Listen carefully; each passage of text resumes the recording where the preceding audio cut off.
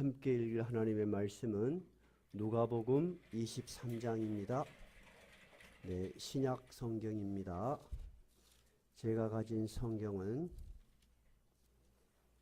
신약 성경 138쪽입니다. 26절부터 43절까지 함께 읽도록 하겠습니다.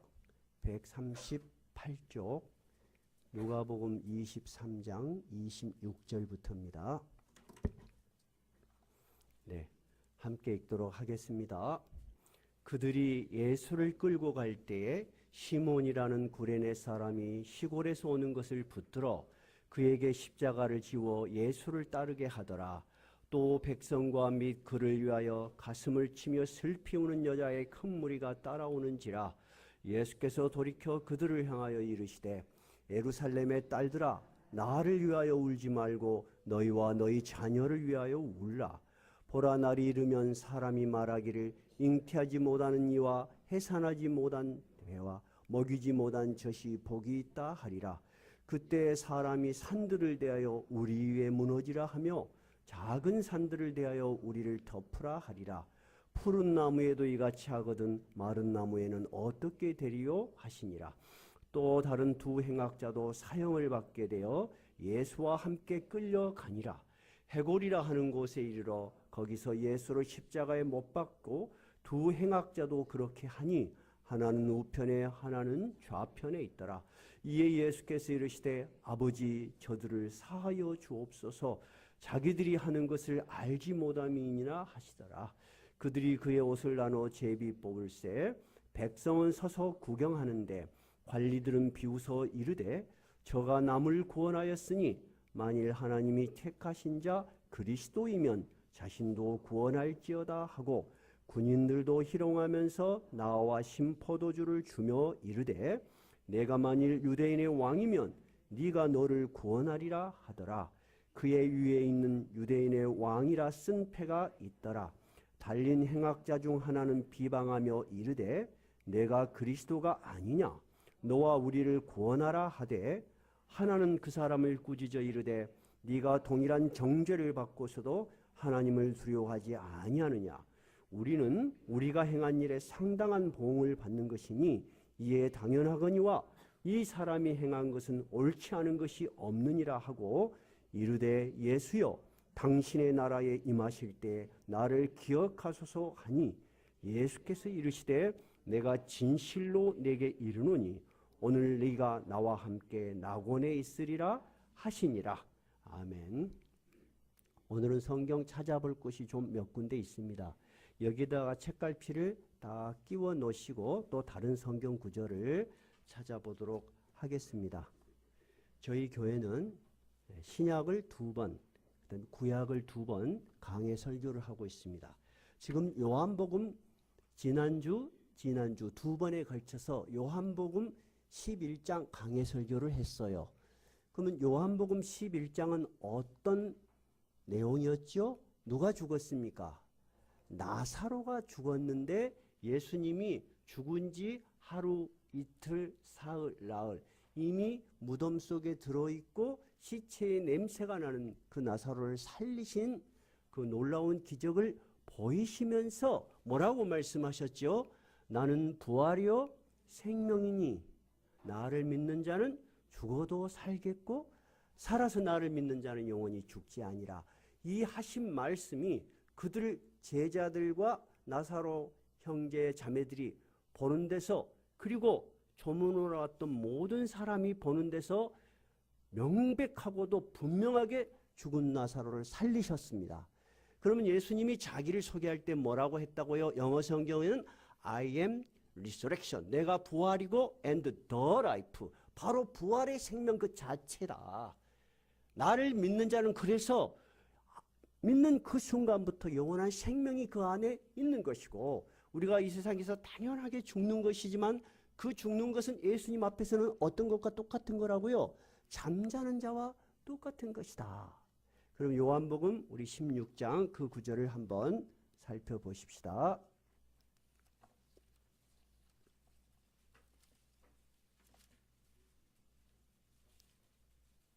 요한복음 11장입니다. 요한복음 11장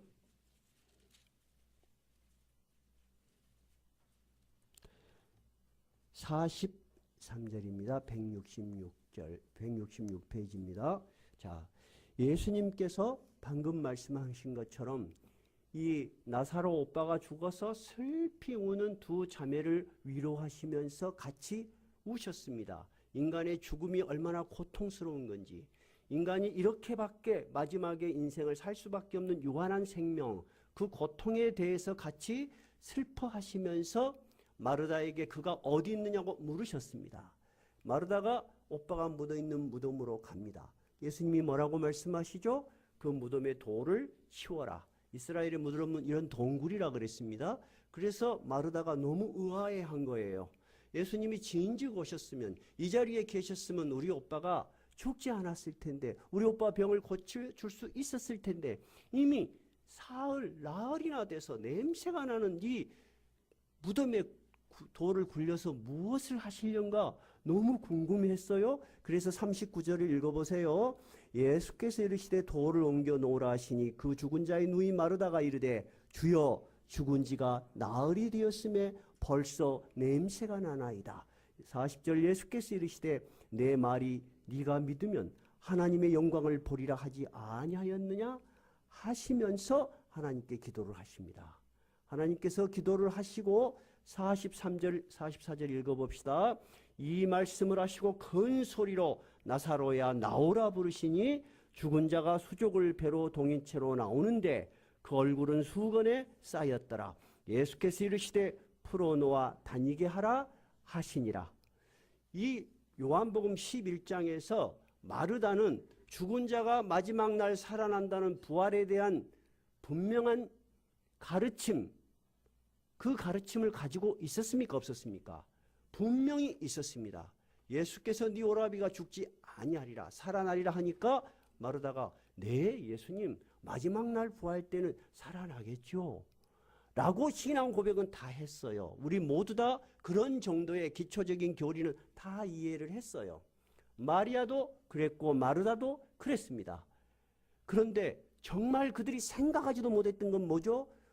죽은 자가 나으리라 된 그 자리에서 그 생명을 다시 불러일으킬 부활이며 바로 그 생명 자체가 자기들이 스승이라고 라비여 선생님이여 주여 하던 그 예수라는 것은 설마 생각하지 못했다는 것입니다.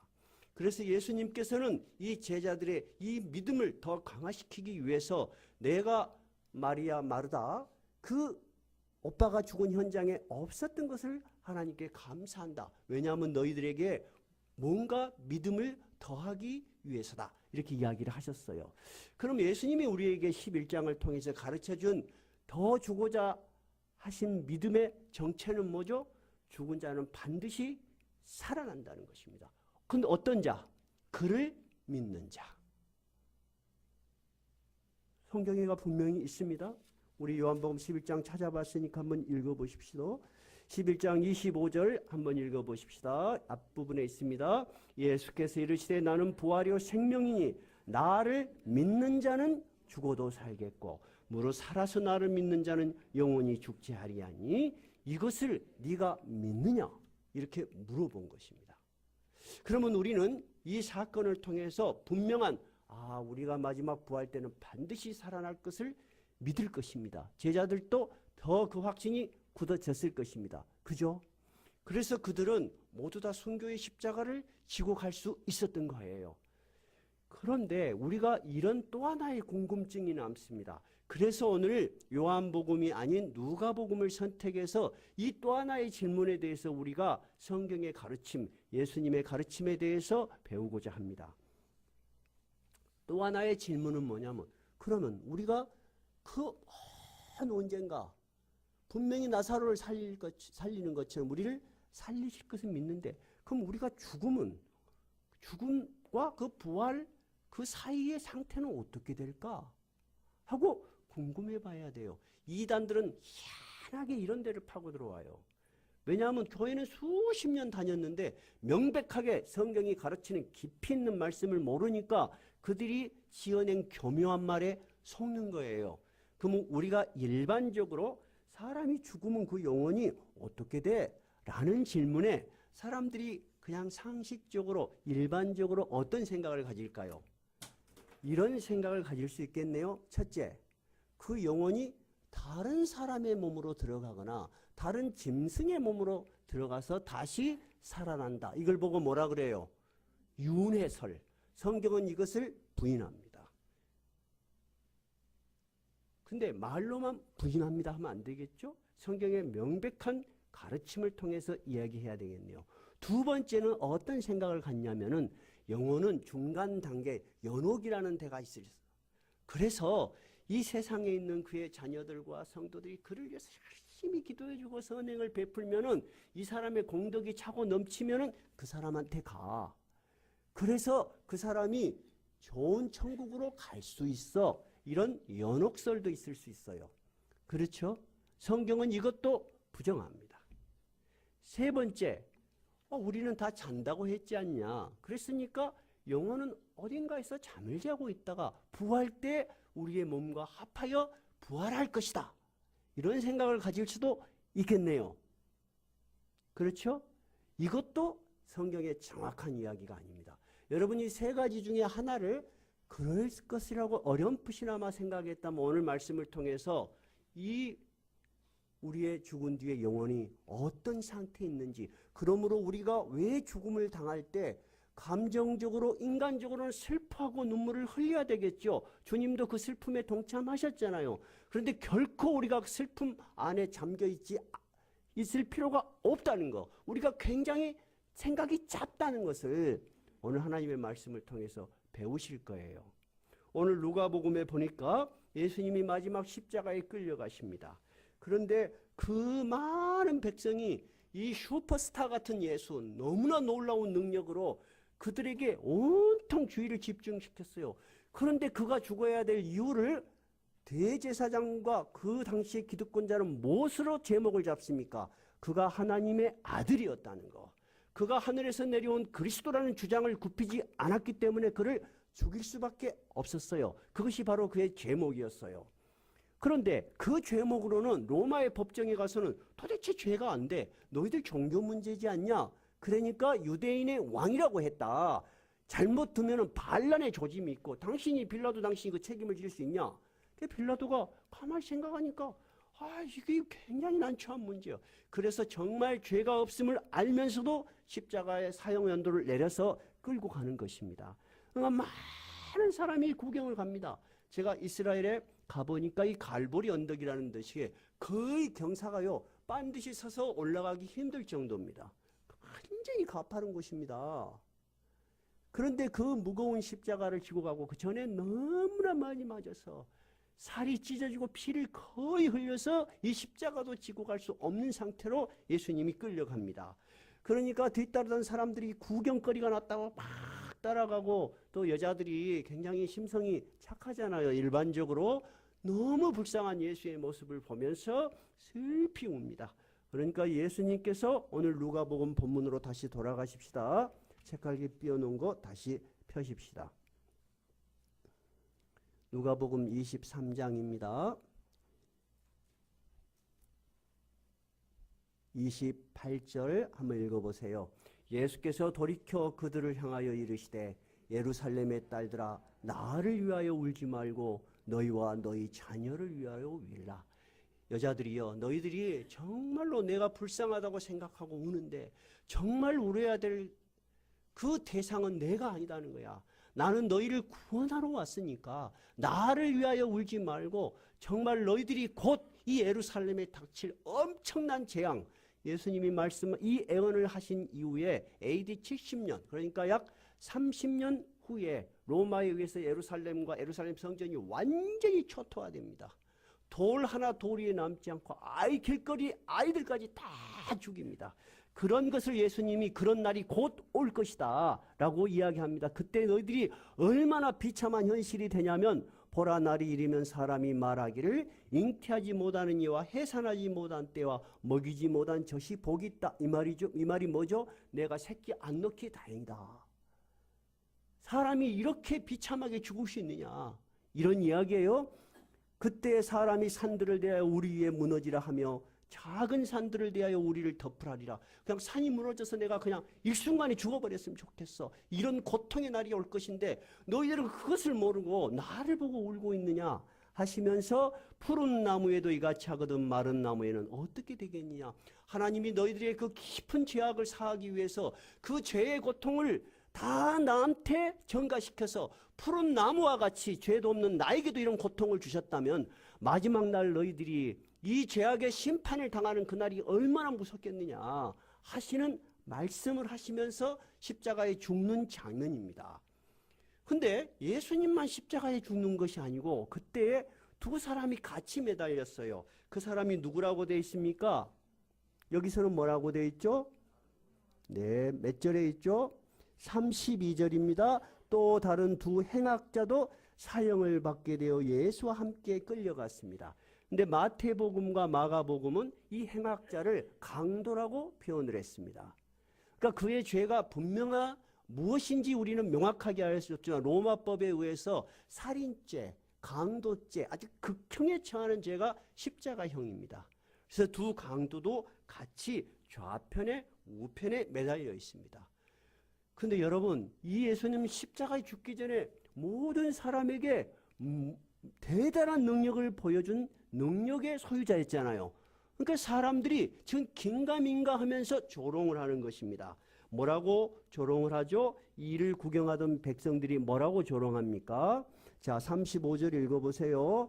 백성은 서서 구경하는데 관리들은 비웃어 이르되 저가 남을 구원하였으니 만일 하나님이 택하신 자 그리스도면 자신도 구원할지어다. 무슨 말이죠? 마가복음에 보면은 백성과 대제사장과 서기관과 장로들이 모든 사람들이 입을 모아서 하는 말이 이렇게 조롱해요.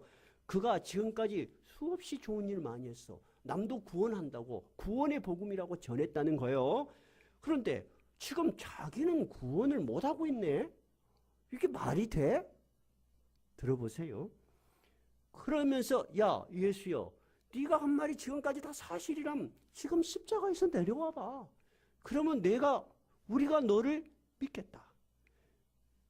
이제라도 하나님이 원하시면 그렇게 하실 수 있는 거 아니야? 이렇게 조롱을 합니다. 그런데 마태복음과 마가복음에서는 양쪽에 함께 십자가에 못 박힌 강도들도 이와 같이 비웃고 욕하더라. 이렇게 기록되어 있어요. 그러니까 처음에는 두 강도도 똑같이 예수님을 비웃고 조롱했어요. 여러분, 우리는 예수를 믿기 때문에 그들이 하는 비웃음에 대해서 저런 나쁜 놈들, 하지만 생각해 봐요. 그렇게 능력이 있고 그렇게 대단한 말을 했던 사람이 정말 로마의 십자가에서 가장 비참한 죄수로 죽어가고 있는 장면을 보면 여러분 존경이 되겠어요? 여러분 비웃음이 나오겠어요? 비웃음이 나오는 거죠. 그냥 이름 없는 사람이 무슨 짓을 하면 여러분 매스컴에 크게 안 나와요. 근데 아주 훌륭한 사람이라고 선한 사람이라고 사람들이 존경하고 그렇게 드높았던 사람이 여러분 실수를 조그만 한 게 아니고 완전히 사형을 당할 짓을 했다라고 사람들이 인식을 하면은 그 사람에 대한 존경이 뭘로 바뀌겠어요? 실망 그리고 조롱. 그렇게 바뀔 수밖에 없는 거예요. 자, 그런데 이 누가복음에서는 39절 달린 행악자 중 하나가 비방하여 이르되 내가 그리스도가 아니냐? 너와 우리를 구원해라. 양쪽에 매달려 있는 강도가 너무 고통 속에 있는데 지금 가운데 있는 사람이 누구요? 그 대단한 능력을 갖던 예수요. 사람들도 비웃어, 다 비웃어. 그러니까 한 강도가 야, 네가 한 말 우리도 다 들었다. 네가 진짜 하나님의 아들이면 네도 좀 살리고 우리도 좀 살려주라. 이런 말 능히 할 수 있겠네요. 그죠? 그런데 한 강도가 심경에 무슨 변화를 일으켰는지 성경은 없습니다. 누가복음에 보면은 이 한 강도, 이 예수께 나를 기억해 달라고 부탁했던 강도는 예수가 했던 일들을 아는 사람이에요. 그리고 그 앞부분에 예수님이 그 극심한 십자가에서도 이렇게 기도하는 것이 나옵니다. 34절 이에 예수께서 이르시되 아버지 저들을 사하여 주옵소서 자기들이 하는 것을 알지 못합니다. 아니 죽어가면서 악이 차고 그냥 원망과 저주가 쏟아져야지 정상인데 어떻게 예수는 그 사람들을 위해서 이렇게 기도를 하고 저들의 죄를 용서해 달라고 할까? 그래서 그가 심령의 변화를 일으켰는지 알 수 없지만은 분명한 그 시간에 하나님의 성령이 그의 마음을 감동시킨 것만큼은 분명합니다. 그가 예수께 이런 말을 합니다.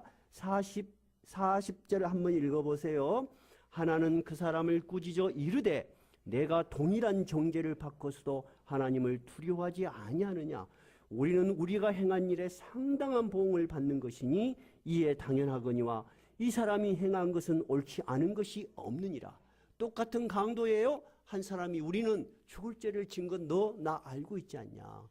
우리는 로마법에 의해서 적어도 죽을 죄라도 있다. 그러나 예수는 지금까지 행한 것 알고 있지 않냐. 이 사람이 잘못한 거 아무것도 없어. 가난한 자의 병을 고쳤고, 그렇죠? 눈 한 번도 보지 못한 장님의 눈을 떠서 보게 했고, 38년이나 병상에 누워서 일어나 보지 못한 사람 이렇게 세웠어. 예수가 미움을 받는 사람은 어떤 사람만 예수를 미워했죠? 그 당시 종교의 기득권자들. 이 예수가 크면 클수록 자기를 불편하게 한다고 생각하는 사람들 뿐이 없었어요. 그러니까 이 강도도 이 사실을 알고 있었다고 우리가 충분히 짐작을 해요. 근데 그 죽음의 현장에서 모두가 비웃고 그러는데 이 한 강도가 회심을 합니다. 그러면서 신라의 같은 조그만 희망, 이 죽음 너머의 어떤 세계에 대한 희망을 하나 생각해낸 거예요. 그게 뭐예요? 42절 이르되 예수여 당신의 나라에 임하실 때, 여러분 예수님께서 항상 아버지의 나라, 나의 나라, 천국에 대해서 말씀하셨죠. 그러면 이 강도는 죽을 때 어떤 생각을 했어요? 그래, 혹시 이 사람이 말한 그의 나라 있을는지 몰라. 이런 생각을 했을 수 있겠네요. 그래서 예수여 당신의 나라에 임하실 때 어떻게 나를 기억하소서. 나를 데려가 달라는 것도 아니에요. 그렇게는 너무나 자기가 해놓은 일이 없잖아요. 너무 부끄러운 거죠. 사람은 다 양심이 있고 체면이라는 게 있어. 그러니까 뭐라도 좀 해주라. 좀 생각이라도 좀 해주십시오. 이렇게 부탁을 했어요. 근데 예수님께서는 이 강도의 너무나 작은 소망, 너무나 부끄럽게 드리는 이 마지막 소원을 이렇게 응답하셨어요. 예수께서 이르시되 내가 진실로 내게 이르노니 오늘 네가 나와 함께 낙원에 있으리라. 예수님이 하신 말씀이 뭐예요? 내가 진실로 내게 이르노니라는 말은 아멘이라는 뜻이에요. 변할 수 없는 그런 이야기예요. 예수님께서 항상 강조하고 싶은 말이 있으면 어떻게 해요? 진실로 진실로 너에게 이르노니. 이 말은 변함이 없다는 이야기예요.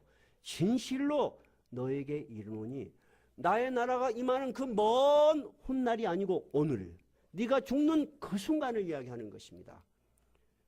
나와 함께 어디에 있으리라? 낙원에 있으리라. 너의 생명이 다하는 순간 너의 영혼은 분명히 나와 함께 하나님이 계시는 그 기쁨의 동산 낙원으로 갈 것이다. 그러면 예수님이 여러분 죽으시면서 생생하게 하신 말씀이요. 그러면 이 강도에게 하신 말씀이 너 죽은 뒤에 언젠가 내가 부활시킬 거야 하는 말이에요. 지금 이 순간 죽는 순간 나와 함께 아버지 나라에 간다는 이야기예요. 간다는 이야기죠. 여러분이 적어도 크리스찬이라면은 우리가 죽은 뒤에 우리의 영혼이 어떻게 될 것인가에 대해서 확실한 소망이 있어야 돼요. 낙원이라는 건 뭐예요? 영어로는 파라다이스라고 해요. 기쁨의 동산이라는 의미입니다. 그러면 정말 예수님이 이 말씀을 하셨는데 예수님이 이 말씀 하신 말씀 외에 더 생생하게 우리가 이것을 예수님의 가르침 속에서 확증할 수 있는 성경 구절이 또 있습니다. 달리 말하자면 예수님은 이 강도에게 한 이야기가 사실이라고 이미 가르쳤습니다. 그것이 누가복음 16장입니다.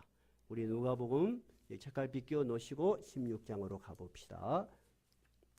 19절부터입니다. 여러분이 잘 알고 계신 성경입니다. 누가복음 16장 19절. 여러분이 잘 알고 있는 성경이시죠? 거지 누굽니까? 나사로와 어떤 부자에 관한 예수님의 가르침입니다. 19절 한번 읽어볼까요? 19절부터 몇 절만 읽어봅시다. 한 부자가 있어 자색 옷과 고운 베옷을 입고 날마다 호화롭게 즐기더라. 그런데 나사로라 이름하는 한 거지가 헌데투성이로 그의 대는 문 앞에 버려진 채 그 부자의 상에서 떨어지는 것으로 배불리려 하며 심지어 개들이 와서 그 헌데를 핥더라.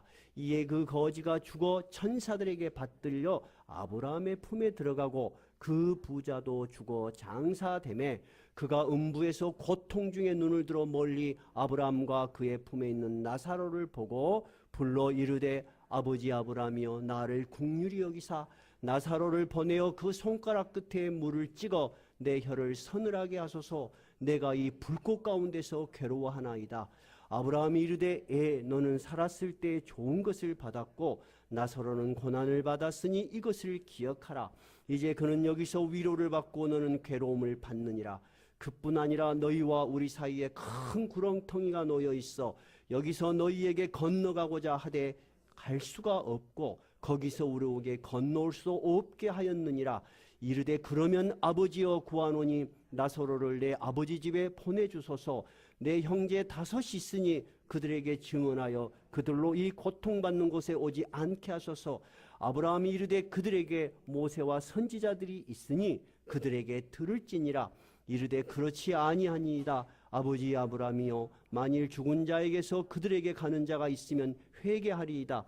이르되 모세와 선지자들에게 듣지 아니하면 비록 죽은 자 가운데서 살아나는 자가 있을지라도 권함을 받지 아니하리라 하였다 하시니라.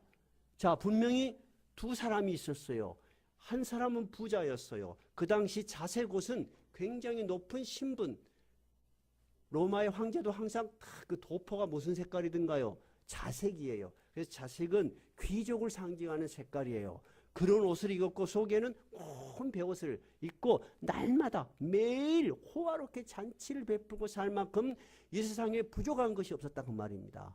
근데 이 사람은 분명히 유대인일 거예요. 예수님이 말씀을 하셨다면. 그러나 그는 진정으로 하나님을 믿는 사람이 아니었습니다. 왜냐하면 그걸 우리가 어떻게 하냐? 그의 집 앞에 누가 있었다고요? 정말 나사로라고 불쌍하게 그 앞에 버려진 거지가 있었는데 온몸이 염증과 터지고 골마 터진 상처투성이인데 이를 돌보았다는 기록이 한 구절도 없습니다. 그리고 그에게 맛있는 식사 한 끼를 줬다는 이야기도 없습니다. 그저 이 나사로는 그들이 먹고 상에서 떨어진 쓰레기 버리면 그것을 먹고 살았는데 심지어 그 개들이 와서 그 헌데를 핥다가 나사로는 죽었다는 것입니다. 근데 나사로가 아브라함 품에 돌아갔다고 생각하면은 이 나사로의 유일한 세상의 소망은 뭐였어요? 하나님의 나라에 가서 이 고생을 더 이상 하지 않는 것이었어요. 그래서 그 부자도 인생이 끝났고 나사로도 그 인생이 세상에서 삶이 끝났어요. 그래서 우리가 생각한 대로 죽음은 끝이야. 그래서 우리는 즐기고 살면 돼. 사람들이 대부분 그렇게 생각합니다. 그보다 조금 더 깊이 생각하는 사람은 어떻게 생각해요? 그래도 세상에 살다 착한 짓 하면 하나님 나라 가겠지. 천국이 있을지 없을지 모르지만 라고 이야기해요. 근데 예수님은 너무나 분명하고 생생하게 이야기를 하십니다. 그들이 다 죽은 상태로 있어요. 둘 다 지금도 살아있어요. 세상의 몸은 죽어 있는데 지금 어때요? 그 영혼의 의식이 있다는 것입니다. 그대로 의식을 가지고 있다는 것입니다. 그래서 이 낙원의 반대말이 음부예요. 그렇죠? 히브리어나 헬라어는 하데스. 이렇게 죽음의 장소 또는 지옥이라고 번역돼요. 이 22절에 보니까 이 나사로는 천사들에게 받들려 아브라함의 품에 들어갔다. 즉 오늘 예수님이 말씀하신 낙원으로 들어간 것입니다. 근데요. 그러면 부자는 어떻게 됐어요? 23절 음부에서 고통 속에 있는 것입니다. 그런데 굉장히 고통스럽고 목이 마르다고 보니까 정말 불 가운데 있는 것 같아요. 너무 고통스러워서 눈을 뜨고 보니까 아브라함 품에 누가 있는 거예요? 나사로가 보이는 거예요. 나사로는 세상에서 어떤 존재였어요? 자기가 사람 취급도 하지 않고 대문 밖에 누가 있는지 의식도 하지 않았던 그런 미물 같은 존재에 나사로가 있는 거예요. 그 자기 생각은 어떤 생각을 가진 거예요? 저 나사로 심부름 좀 시켜도 되겠다 생각했던가 봐요.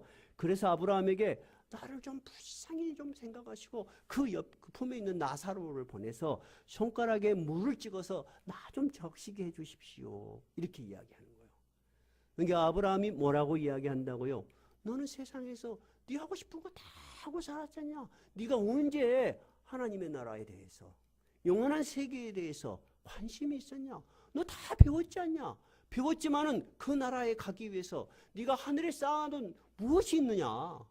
너는 네가 원하는 대로 살았으니까 이제 네가 맞는 보상을 받는 것이고, 나사로는 이 세상에서 정말 힘들게 살았지만 늘 그 마음에 소망이 있었기 때문에 이 하나님의 나라에 온 거 아니냐, 그렇게 이야기를 합니다.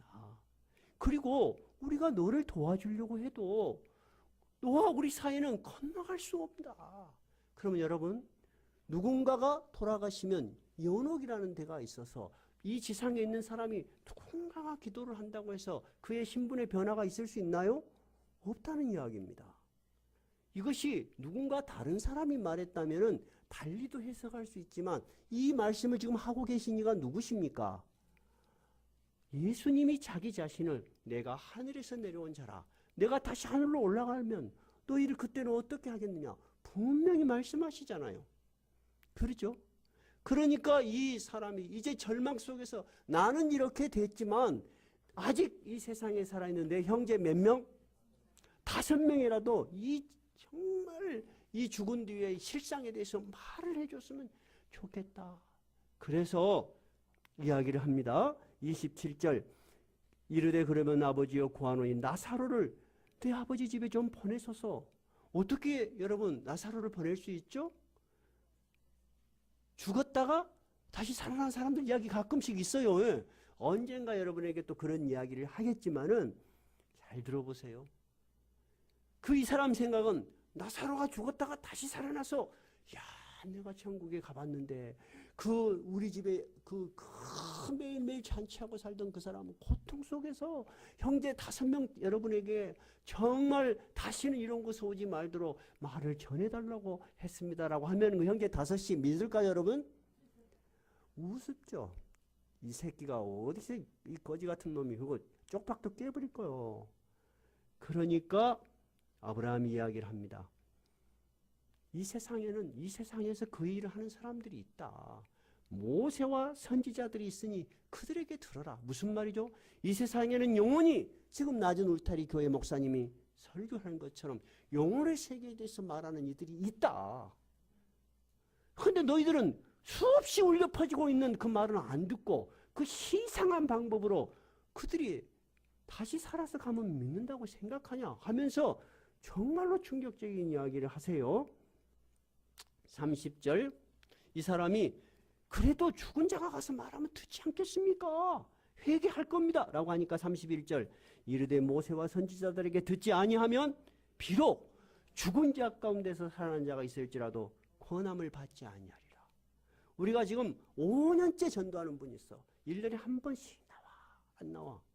그분은 제가 가서 전도를 하면 야, 저렇게 열심히 매년 올까 그렇게 생각할 수 있어요. 예. 자, 우리 교회 교인 한 명 늘리려고. 근데 저는 그 친구가 내가 이 구원에 손을 놔버리면 지옥의 문에 떨어질 텐데, 지금 저의 전도를 통해서 또 다른 이의 전도를 통해서 교회에 오셔서 3년, 4년, 5년 안 다니시다가 교회에 오셔서 직분자 되신 분들이 있어요. 저는 그분들을 보면은 하나님께 감사해요. 왜냐? 그분들은 지금 저에게 진즉 예수 믿을 걸 그랬어요. 제 애기 아빠도 다녔으면 좋겠어요. 무슨 말이죠? 천국의 소망이 사실로 받아들여진다는 거예요. 그러면 여러분, 우리가 요한복음 11장에서 부활이 있다는 것은 분명히 이제 나사로의 죽음에서 예수님이 살리시면서 우리가 실감을 했어요. 그러면 우리가 죽은 뒤에 영혼이 어떻게 될 것인지에 대해서는 분명하게 이해가 되시고 받아들여지십니까? 그것은 교리적으로 누가 만든 것이 아니고 적어도 성경에 예수님이 하신 말씀이라는 것입니다.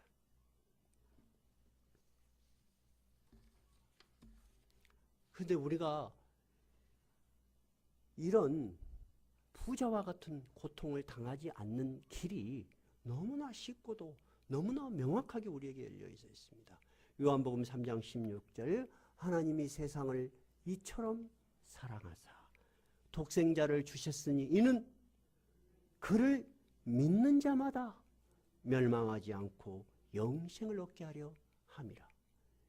이 강도는 여러분 살아서 대단한 일을 선행을 베풀었던 사람도 아니에요. 그리고 대단한 신앙을 가졌던 사람도 아니에요. 그런데 마지막 정말 그가 진실하게 마지막 소망을 걸었던 건 뭐예요? 자기의 죄가 너무 크다는 것을 깨닫고 그리고 예수께 구원의 손길을 내밀었다는 거예요. 너무 억울하세요? 여러분은 수십 년을 다녔고 어떻게 보면 어렸을 때부터 다녀서 주일도 정말 매주 이렇게 시간을 바쳤고 그렇죠? 또 얼마나 많은 여러분 살기도 어렵고 힘드신데 하나님의 나라를 위해서 헌금하셨습니까?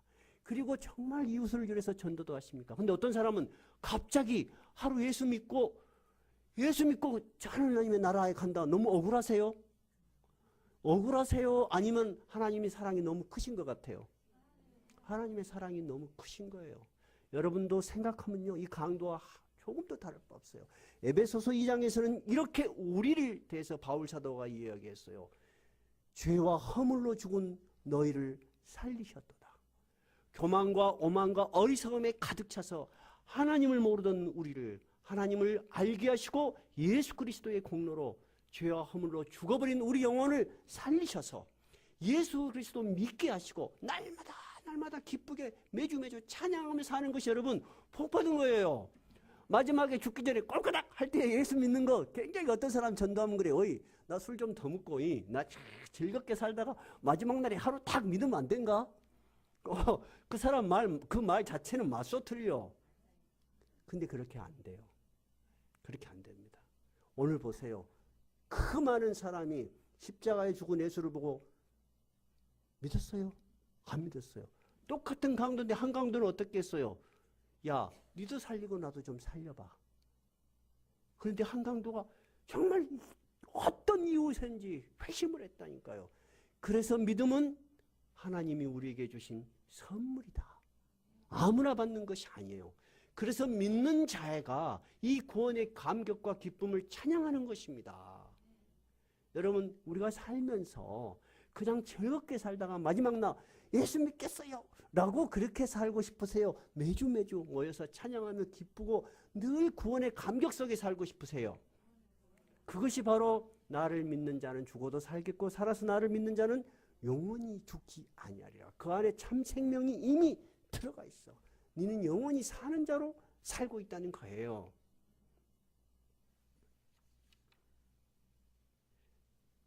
지난번에도 제가 설교를 했지만 자식들은 부모님이 돌아가시면 참 죄송하고 미안한 마음이 많아요. 저도 남들이 볼 때는 착한 아들이었지만 어머니의 마음을 아버지의 마음을 이해하지 못하고 참 불효했다 하는 것들이 가슴에 깊이 남아있어요. 좀 더 잘할 걸. 근데 생각을 해봐요. 그 부모가 더 살아서 10년, 20년 병 속에 계신 게 좋겠어요? 정말 하나님의 나라에 지금 하나님과 함께 즐겁게 살고 계신 게 좋겠어요?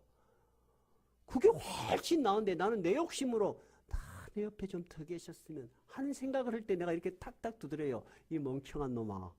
왜 너는 그 생각만 하냐? 내 생각으로 이해를 하는 거예요. 하나님의 시각으로 보면은요. 낙원에 계신 그 영혼은 하나님과 함께 늘 기쁘게 살고 계세요. 바울 사도가 고린도 후서에 보면은 고린도 교회를 세운 사람이 바울입니다. 근데 바울이 없으니까 아마 헐뜯어 그 바울의 권위를 빼들어서 자기들이 높아지고자 하는 사람들이 꼭 있어요. 그럴 수 있습니다. 그러니까 바울이 고린도 후서에는 자기가 사도된 내가 예수님의 사도라는 것을 분명하게 어떻게 말을 할까 하고 여러 가지로 말을 하는 중에 그들이 고린도 교회는 특히 방언, 병 고치는 거, 애언하는 능력 이런 것들을 너무 자랑하는 사람이 많았어요. 그래서 고린도후서 12장 1절에 바울이 이렇게 해요. 내가 부득불 내 자랑을 아니할 수가 없다. 우리 고린도후서 12장 한번 찾아볼까요? 고린도후서 12장.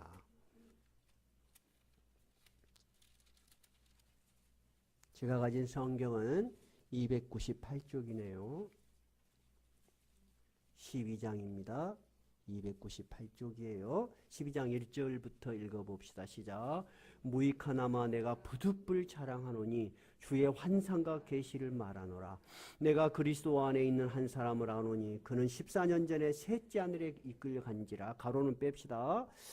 내가 이런 사람을 아노니 그가 낙원으로 이끌려가서 말로 표현할 수 없는 말을 들었으니 사람이 가히 이르지 못할 말이다. 자, 이 바울이 가로 속에 든 말은 뭔 말이냐면 내가 몸속에 있었는지 완전히 내 영혼이 나를 떠나서 죽은 상태였는지 나는 도저히 모르겠다. 하여튼 기이한 상태로 내가 셋째 하늘에 올라갔다는 것입니다. 언제요? 14년 전에 셋째 하늘로 끌려 올라갔다는 거예요. 바울이 지금 이 말을 안 하려고 하면서 하는 거예요. 그러면 첫째 하늘은 뭐죠? 우리가 눈에 보이는 대기권을 이야기한다고 성경학자들은 다 이해합니다. 두 번째는 우리가 볼 수 없는 천체 세계. 세 번째는 하나님이 계시는 바로 낙원이라고 우리가 이해를 합니다. 왜 그걸 아냐? 4절 그가 낙원으로 이끌려가서 말로 표현할 수 없는 말을 들었다. 여기서 그는 누구예요? 바울 자신이에요. 근데 바울은 교만해지지 않기 위해서 이것을 내가 자랑거리로 말하지 않기 위해서 어떤 사람이 그랬다라고 말을 하는 거예요. 지금. 그러면 여러분 바울 사도는 살아있는 생전에 그 영혼이 떠난 상태인지 몸 안에 있었는지 가로 안에 보면 그가 몸 안에 있었는지 몸 밖에 있었는지 나는 모르거니와 하나님은 아실 것이다. 도대체 내가 설명할 수 없는 그 기이한 상태로 내가 셋째 하늘 낙원에 올라갔다. 그럼 여러분 바울은 낙원이 있다는 걸 주장하는 거예요? 아닌 거예요? 자기가 올라갔다는 거예요. 거기서 말로 표현할 수 없고 거기서 들은 말을 사람들에게 말해라고 허용받지 못한 말도 내가 들었다. 이렇게 얘기를 하는 거예요. 그래서 바울은 이곳을 낙원이라고 표현한 것입니다. 데살로니가 4장 13절에 보면 찾지 마세요. 이렇게 이야기를 합니다. 그 당시 초대교회에서도 죽음이란 것은 슬퍼였어요. 그렇죠? 예수 믿다가 누가 순교를 당하고 핍박을 당하고 또 죽었어요. 너무 슬퍼하는 자들에 대해서 형제들아 자는 자들에 관해서는 너희가 알지 못함을 우리가 원하지 아니하노니 이는 소망 없는 다른 이와 같이 슬퍼하지 않게 하려라. 자고 있다고 표현했지만 결국 죽은 자죠. 근데 세상 사람들같이 똑같이 슬퍼하지 않게 이 말을 한다. 예수 안에 있는 자들도 하나님이 그와 함께 마지막 날 데리고 오시리라. 그 말이 뭔 말이죠? 낙원에 있는 그 영혼들을 마지막 부활 때 다시 살리기 위해서 이 땅에 데리고 오시리라. 이것이 성경의 명백한 가르침이에요. 이제 다른 말을 누가 해도 여러분 이 하나님의 가르침이 명백하다는 걸 알 수 있겠죠? 근데 여러분 오늘 우리가 생각해야 될 것은 교리적으로 부활이 있느냐, 두 번째 우리가 죽으면 하나님의 나라에 낙원에 가느냐 하는 것보다 더 중요한 것이 있어요. 신앙은 지식으로 먼저 들어와요. 알지 못하고 믿지는 못하잖아요. 그죠? 근데 신앙의 궁극적인 열매는 뭐죠? 나의 삶의 변화입니다. 그것이 우리에게 어떤 삶의 변화를 주고 있는가? 오늘 부자와 나사로의 사건을 보니까 부자의 간절한 소망은 뭐였어요? 나와 같이 예수 믿지 않는 저들이 이런 형국에 당하지 않도록 저들에게 복음을 좀 누군가가 전하게 해 주십시오. 여러분이 2019년 기도의 제목들을 적으실 때 단 한 사람이라도 그런 심령으로 적으세요. 내가 저 사람한테 이야기하면 창피하고 저 사람이 어떻게 나한테 반응할까? 여러분은 그를 사랑하지 않는 거예요. 그가 죽은 뒤에 당할 고통을 생각하지 않는 거예요. 여러분은 여러분만이 줄 수 있는 너무나 귀한 구원의 복음을 여러분 혼자 갖고 있는 이기적인 사랑을 하고 있는 거예요. 한 사람 전도해 보세요. 여러분 얼마나 어려운 일인지 1년에 한 번이라도 찾아가 보세요. 이야기하세요. 여러분을 위한 것이 아닙니다. 그를 위한 것입니다. 이 오늘 부자의 행복한 부탁이 뭐예요? 저 나사로를 다시 살리셔서 내 형제 다섯에게 말하게 해주소서. 여러분이 이것을 실감하지 못한다면 전도는 의미가 없습니다. 교회 한 명 더 와서 여러분 무슨 의미가 있습니까? 안 그래요? 진짜 중요한 것은 그가 이 마지막 네가 오늘 나와 함께 낙원에 있으리라는 영원한 생명의 약속을 그에게 주고자 하는 여러분의 사랑이 복음을 전하는 여러분의 기본이 되어야 되는 거예요. 그것이 없다면 여러분 당신의 자녀들도 당신의 형제들도 여러분 전도 안 하고 돌아가실 거야. 그러죠? 두 번째는 바울은 고린도전서 15장에서 이 부활이 우리에게 어떤 변화와 어떤 의미를 주어야 되느냐 너무 생생하게 이야기합니다. 고린도전서 15장입니다.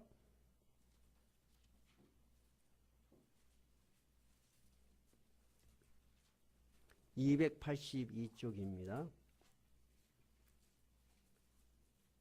17절부터 한번 읽어볼까요? 시작. 그리스도께서 다시 살아나신 일이 없으면 너희의 믿음도 헛되고 너희가 여전히 죄 가운데 있을 것이요 또한 그리스도 안에서 잠자는 자도 망하였으리니 만일 그리스도 안에서 우리가 바라는 것이 다만 이 세상의 삶뿐이라면 모든 사람 가운데 우리가 더욱 불쌍해. 우리가 믿는 것이 우리의 신앙의 뿌리가 이 현실에 있는 가진 것을 조금 더 가지고 지위에서 조금 더 올라가고 건강을 조금 더 가져서 1년 더 살고 2년 더 사는 것이 우리의 신앙의 전부라면 우리가 제일 불쌍한 자라는 거예요. 왜 제일 불쌍해져? 그리 안 해도 여러분 돈 더 잘 벌 수 있고 건강하게 살 수 있어요. 그것은 세상 사람들도 얼마든지 향유할 수 있는 거예요. 그들과 똑같은 것, 그것 외에 다른 것이 없다면 뭐 때문에 여러분 주일날 와서 예배드리고 그 아까운 경제생활 중에서 얻은 것을 하나님께 헌금 드리고 여러분 시간을 내서 다른 사람을 위해서 기도하고 전도하십니까? 바울 사도가 지금 그 말을 하는 거예요. 너희들이 바라는 게 그것밖에 없다면 너희들이 제일 어리석고 제일 불쌍한 사람이라는 거예요. 반대로 말하자면 우리의 신앙의 가장 위대한 점은 부활의 신앙에 있다는 것입니다. 51절 52절 한번 읽어볼까요? 15장 51절 52절 50절부터 읽어볼까요? 시작. 형제들아 내가 이것을 말하노니 혈과 육은 하나님 나라를 이어받을 수 없고 또한 썩는 것은 썩지 아니하는 것을 유업으로 받지 못하느니라. 보라 내가 너희에게 비밀을 말하노니 우리가 다 잠잘 것이 아니요 마지막 나팔에 순식간에 호련히 다 변화되리니 나팔 소리가 나매 죽은 자들이 썩지 아니할 것으로 다시 살아나고 우리도 변화되리라. 이 썩을 것이 반드시 썩지 아니할 것을 입겠고 이 죽을 것이 죽지 아니함을 입으리로다. 이 썩을 것이 썩지 아니함을 입고 이 죽을 것이 죽지 아니함을 입을 때는 사망을 삼키고 이기리라고 기록된 말씀이 이루어지리라. 사망아 너의 승리가 어디 있느냐? 사망아 내가 쏘는 것이 어디 있느냐? 이 말씀이 무슨 말이죠? 사람들이 그렇게 무서워하는 죽음도 마지막이라고 생각하는 죽음도 사망도 그리스도 안에서는 아무 의미가 없어. 사망이 이기지를 못해. 영원히 사는 것이 더 이 사망을 이기고 증명될 것이다 하는 말이에요. 여러분 그런 신앙이 정말 우리 신앙의 뿌리가 돼야 되는 거예요. 우리가 사는 삶이 정말 잠깐이지만 그러므로 우리는 더욱더 기쁘고 감사하고 더 열심히 살 수 있는 거예요. 그래서 바울 사도가 우리에게 권면하는 것이 57절 58절 같이 읽어봅시다.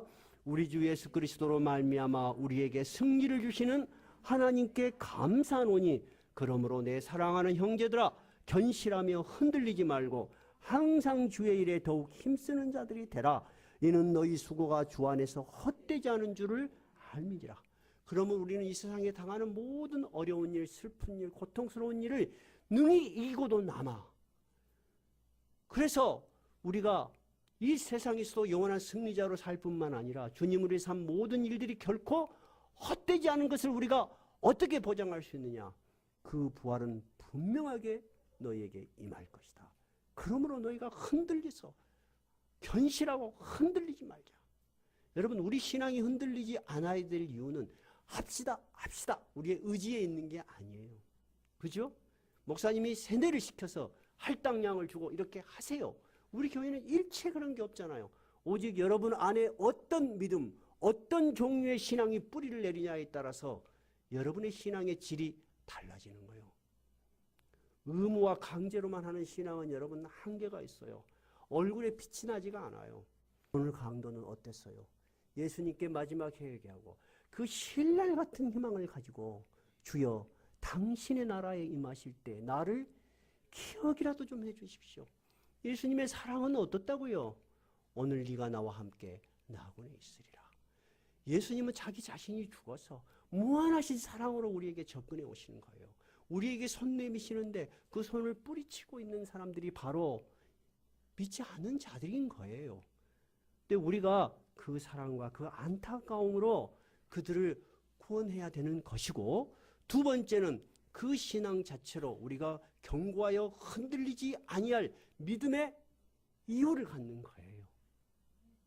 오늘 세 번의 설교를 통해서 요한복음 11장 그리고 오늘 누가복음을 통해서 예수님의 부활 이전에 예수님이 우리에게 부활에 대해서 어떻게 가르치셨는지 생생하게 가르쳐드렸습니다. 그리고 이 세 번의 설교는 우리 이정관 집사님 수고로 유튜브에 세 개를 다 올려놓을 것입니다. 못 들으신 분은 들으시면은 여러분에게 도움이 되시고, 첫째 신앙에 도움이 되시고, 둘째 잘못 알고 있는 분들에게 잘 전해질 수 있는 기회가 될 것입니다. 오늘 그 세 번의 설교를 통해서 우리가 확신할 수 있는 건 뭐예요? 예수 믿는 자의 믿음은 결코 헛되지 않다는 것입니다. 우리가 죽음은 죽음으로 끝나는 것이 아니고 우리의 영혼은 바로 하나님이 계시는 낙원으로 이끌려 간다는 것입니다. 그리고 주님이 부활하실 때 그 영혼을 데리고 오셔서 우리 몸을 살아있는 부활체로 살리신다는 것입니다. 그것이 여러분의 믿음이 되시고 기쁨이 되시고 힘이 되시고 그리고 감사와 찬양이 되시기 바랍니다.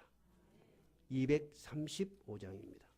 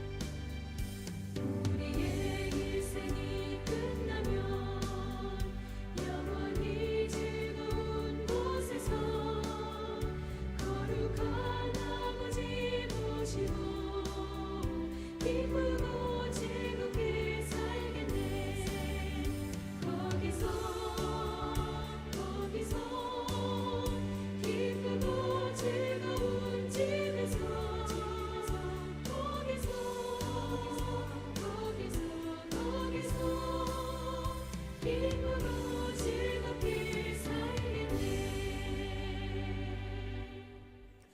우리에게 이 구원의 확신을 주신